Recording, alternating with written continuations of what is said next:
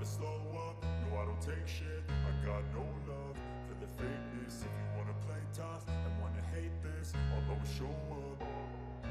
I don't ever slow up, no I don't take shit. I got no love for the fakeness. If you wanna play tough and wanna hate this, I'll always show up and make a statement. I don't ever slow up, no I don't take shit. I got no love for the fakeness. If you wanna play tough and wanna hate this, I'll always show up and make a statement. Marc Marquez, yang menempati posisi keempat di Mugello, merayakan kemampuannya bersaing dengan para raksasa Ducati, dan mengakui bahwa dia sangat tenang mengenai masa depannya. Pembalap Spanyol itu mempertahankan pertarungan untuk tempat ketiga selama sebagian besar balapan panjang dengan Enea Bastianini, yang berhasil ia atasi dengan susah payah dengan 6 lap tersisa, dan 4 kemudian ia mengembalikan manuver sebelum pembalap Italia itu meluncurkan dirinya untuk Jorge Martin, yang ia menyalip di tikungan terakhir lap terakhir. Lompatan kualitas yang dilakukan Ducati tahun ini dibandingkan model tahun lalu terlihat jelas di Mugello, di mana hampir mustahil bagi Marquez untuk mengejar slipstream ambis, meski menghadapi lintasan lurus yang hampir mendekatinya. Secara keseluruhan, tempat keempat di final membuat anak laki-laki dari Cervera, Lleida, tersenyum.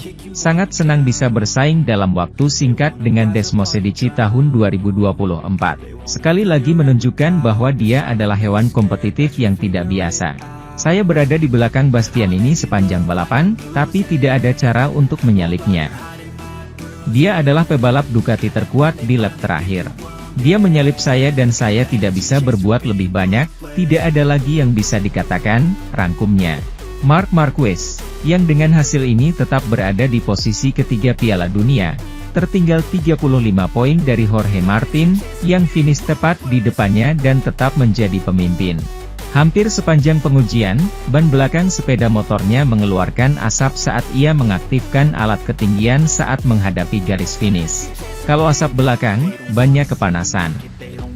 Memang benar, saat keluar dari motor keempat dan ada 3 motor di depan, karetnya kepanasan.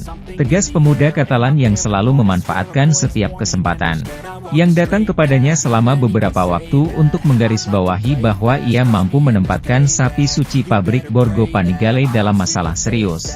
Meski tidak memiliki material tercanggih, senang rasanya bisa bertarung dengan 3 raksasa Ducati. Sementara itu, Pecco Bagnaia menampilkan rock and roll-nya di Mugello untuk menutup 2 kemenangan yang membawanya lebih dekat ke Martin di klasifikasi umum. Pintu keluar adalah kuncinya. Pecco Bagnaia mengincar kencan rumahnya, dan dia tidak gagal. Setelah memenangkan perlombaan sprint Sabtu lalu, pembalap Italia itu bersinar pada hari Minggu di depan seluruh penontonnya, yang ingin melihatnya menang di Mugello. Dan dia melakukannya, tetapi menawarkan pameran nyata untuk mengumpulkan 37 poin, sesuatu yang belum pernah dia lakukan sejak GP Austria 2023. Tanggal kemenangan terakhirnya dalam tes pendek terjadi kemarin. Juara dunia saat ini memulai dengan handicap start dari posisi kelima, setelah skorsing 3 tempat pada hari Jumat. Tapi itu tidak berarti apa-apa baginya. Bagnaia mempelajari secara menyeluruh awal untuk mendapatkan posisi dari meter pertama di San Donato, dan akhirnya menempatkan dirinya pertama di tikungan 2, posisi yang tidak akan ia tinggalkan. Pembalap Transalpine itu menetapkan kecepatan yang sangat tinggi selama balapan, memperluas grup, dan kemudian mengatur bannya tanpa membiarkan Jorge Martin menyusahkannya. Meskipun ia hampir mencapai garis akhir. Bahkan, setelah itu ia meninggalkannya. Dan Enea Bastianini lah yang melewati pembalap Spanyol itu untuk menandatangani gelar ganda untuk tim resmi Ducati. Oleh karena itu, Bagnaia, yang meninggalkan negaranya 18 poin di belakang Martin dan kembali terlibat dalam perjuangan untuk mempertahankan mahkota dunia, merayakan kesuksesannya dengan penuh gaya, dengan gitar rock and roll, gaya musik favoritnya. Dan Pecco menerapkannya sejak awal, yang menurutnya merupakan hal terpenting dalam tes tersebut. Saya yakin tamasyanya sangat rock and roll, Pecco memulai dengan mengatakan. Setelah itu, kami melakukan pekerjaan luar biasa sepanjang balapan. Rider asal Spanyol itu terjatuh di kualifikasi MotoGP Italia 2024 saat memperebutkan pole position di Mugello. Pebalap Cervera itu berpeluang meraih pole position klasifikasi Grand Prix MotoGP Italia 2024. Berkat taktik briliannya melewati salah satu Aprilia di garis finish sirkuit Mugello dengan slipstream sehingga memenangkan waktu. Marc Marquez menandai sektor pertama dengan warna merah, simbol seberapa cepat dia melaju di awal percobaan terakhirnya di Q2, tetapi di tikungan ke-10, dia kehilangan kendali atas Ducati GP23-nya dan terjatuh. Namun kejatuhan pembalap Katalan itu tak menghalanginya untuk finish di posisi keempat klasemen sehingga ia akan start dari baris kedua pada sprint race hari Sabtu nanti. Selanjutnya berkat penalti rivalnya, Pecco Bagnaia, setelah pertemuan tepatnya dengan saudaranya, Alex Marquez, dalam latihan pada hari Jumat, ia akan bisa start dari posisi ketiga pada hari Minggu. Marc Marquez akan berbagi tempat start pada hari Sabtu dengan Enea Bastianini dan Franco Morbidelli. Meskipun untuk tes utama ia akan bersama Maverick Vinales dan penulis pole position dan rekam jejak, Jorge Martin. Posisi-posisi ini, selain fakta bahwa pemain asli Madrid itu memiliki perbedaan di mana ia akan meninggalkan Grand Prix Italia sebagai pemimpin dunia, berarti perjuangannya untuk meraih gelar semakin menguntungkannya, meskipun Marc Marquez adalah yang ketiga dalam persaingan. Dalam pertarungan itu dan penurunan klasifikasi tidak akan menghentikan performa baik yang telah berlarut-larut dalam beberapa peristiwa terakhir.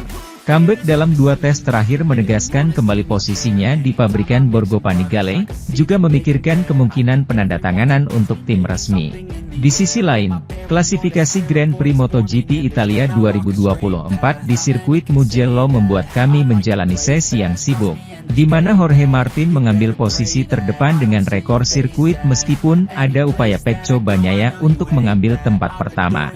Pembalap Italia itu akan dipaksa untuk kembali pada hari Minggu, karena skorsingnya akan membuatnya mundur lebih jauh dari yang diperkirakan. Sementara itu, Pecco Bagnaia memimpin FP2 Grand Prix MotoGP Italia Sabtu pagi, mengungguli Marc Marquez dan Franco Morbidelli. Sementara Jorge Martin hanya mampu mencatatkan waktu tercepat ke-15. Pecco Bagnaia mencatatkan waktu terbaik pada latihan bebas terakhir akhir pekan ini di Mugello, di mana beberapa menit lagi sesi kualifikasi Q1 dan Q2 akan dimulai penentuan poleman dan urutan start di grid untuk kedua balapan tersebut. Sprint ini Sabtu sore yang sama dan, yang terpenting, balapan hari Minggu ini, sama pentingnya dalam level olahraga dan pasar pembalap. Bagnaia, yang kemarin mendapat penalti 3 tempat di grid untuk balapan hari Minggu karena menghalangi Alex Marquez, menutup lap dalam 1:45.608 yang tidak dapat ditingkatkan oleh siapapun, meskipun Marc Marquez mencobanya, tertinggal 339/1000 di urutan kedua.